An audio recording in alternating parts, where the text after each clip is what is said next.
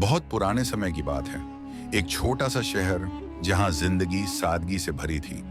इसी शहर में एक अमीर व्यापारी रहता था, दौलतमंद लेकिन खुद को इंसाफ पसंद समझने वाला।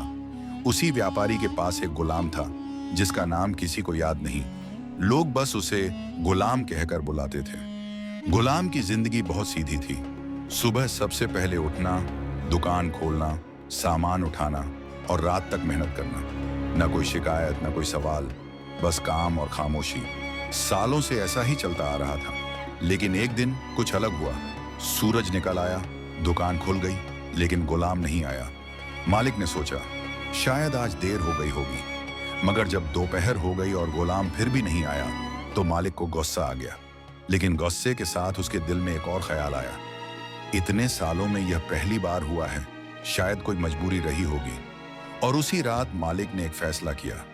अगले दिन जब गुलाम आया तो मालिक ने बिना कुछ कहे उसकी तय तनख्वाह से ज्यादा पैसे उसके हाथ में रख दिए।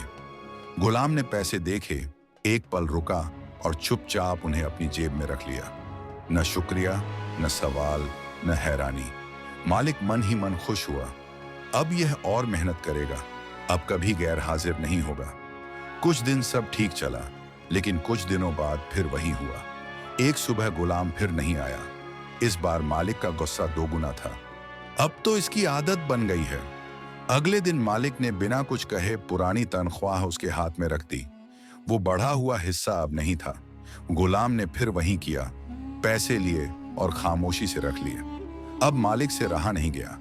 उसने थोड़े गुस्से में पूछा, जब मैंने तुम्हारी तनख्वाह बढ़ाई तब भी तुम चुप रहे, और अब जब मैंने घटा दी तो भी तुम चुप हो।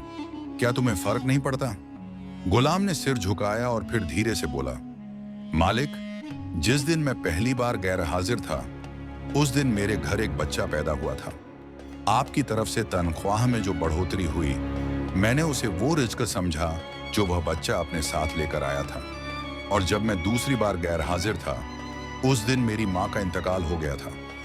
आपने जो मेरी तनख्वाह घटाई, मैंने उसे वो रिज्क समझा जो मेरी माँ अपने साथ वापस ले गई। तो फिर मैं उस रिज्क के लिए क्यों परेशान हूँ जिसका जिम्मा खुद अल्लाह ने ले रखा है।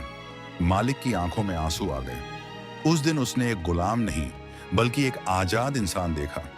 इस कहानी से हमें यह सीख मिलती है कि जो आता है वो अपना रिज्क साथ लाता है, और जो जाता है वो अपना हिस्सा ले जाता है। इंसान का काम सिर्फ सब्र और यकीन है, क्योंकि रिज्क का असली मालिक सिर्फ अल्लाह है।